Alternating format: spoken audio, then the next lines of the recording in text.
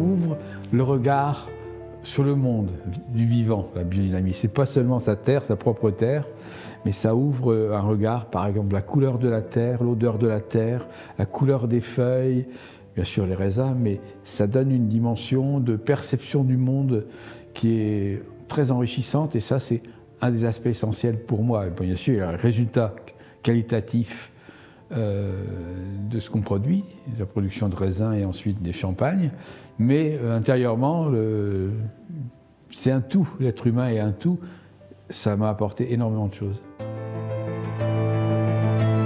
Et en fait, c'est vrai que c'est un monde où on travaille sur le vivant, la biodynamie, c'est pas une science exacte, et donc on est toujours à faire des recherches, à essayer des choses qui marchent pas, et qu'on est en constante remise en question en fait, et donc c'est ça qui est intéressant, parce qu'on se rend compte que plus on en apprend, plus on sait rien en fait, et donc voilà, donc moi ça me cultive aussi dans le sens où voilà, on essaye tout le temps des nouvelles choses, des techniques plus respectueuses qui vont faire les choses le plus sainement possible en étant le moins interventionniste. Mais là, j'avais lu le cours aux agriculteurs de Steiner en 2 nuits, et j'avais fait des purins d'ortie, des choses, mais c'était fou. J'avais défeuillé quelques grandes vignes avant les vendanges, et mon père, qui était un bon vigneron, il était fou. Et je suis tombé malade, et il a fallu que je reprenne les choses en main petit à petit. Et voilà, en 89, j'ai rencontré François Boucher, qui commençait un conseil en viticulture en biodynamie, et c'est lui qui m'a mis le pied à l'étrier, enfin dans la cuve de biodynamie, si je puis dire, parce qu'il était à la fois très pragmatique et très pédagogue pour nous faire comprendre ce qu'est la biodynamie.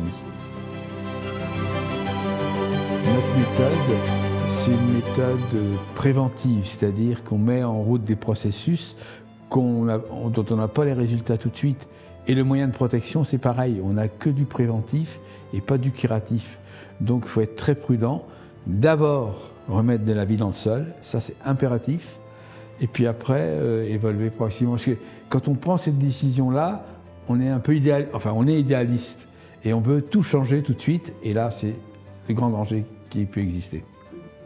Oui, je trouve que c'est une très belle initiative, parce que c'est vrai que déjà ça fait partie un petit peu de l'esprit. Enfin, la biodynamie, c'est quelque chose qu'on travaille sur les cultures, mais il y a aussi un aspect social qui est très important, et le fait de partager un petit peu ses connaissances, d'échanger, d'essayer d'avancer à plusieurs, en fait c'est une force, et c'est vrai que la biodynamie a besoin de ça aussi, parce que bon, aujourd'hui elle est quand même assez vulgarisée, mais le fait est qu'il y a encore beaucoup de chemin à faire, et c'est sûr qu'en s'associant comme vous l'avez fait ici, pour moi c'est une très bonne chose, et c'est un moteur pour aller plus loin en fait.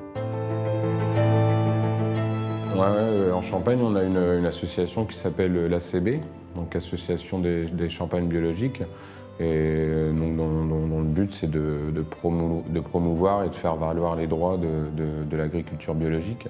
Donc là, c'est pas que biodynamie, c'est que biologique.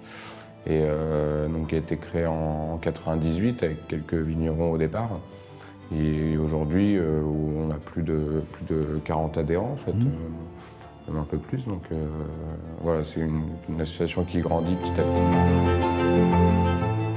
Moi je pense que c'est vrai que c'est super d'avoir des domaines comme des gros domaines comme Gramona ici, c'est vrai que chez nous on a Roderer qui sont des locomotives en fait pour la biodynamie, parce qu'ils en parlent, ils communiquent, et tout de suite ça se sait plus que sur les plus petits domaines. Après, c'est vrai qu'il y a comme, je pense aujourd'hui, il y a un effet un peu de mode, où après-demain tout le monde est bio, parce que voilà, c'est par rapport à la clientèle, l'image qu'on donne.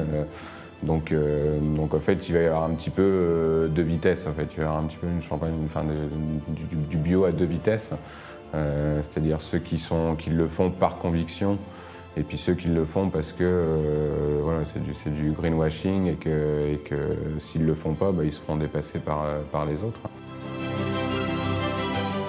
je pense qu'en Champagne, c'est un petit peu plus long à bouger, parce qu'il y a le fait est que le vin se vend bien, enfin, le champagne se vend bien, et que nécessairement, quand on est dans un confort économique, on n'a pas envie de se démener pour faire plus. Et c'est un petit peu en train de changer, ça bouge lentement, mais ça bouge. Et ça, c'est très positif, ouais, ça c'est super. Et l'aspect quand même, c'est sans doute plus facile à faire la biodynamie dans le Penedès qu'en Champagne.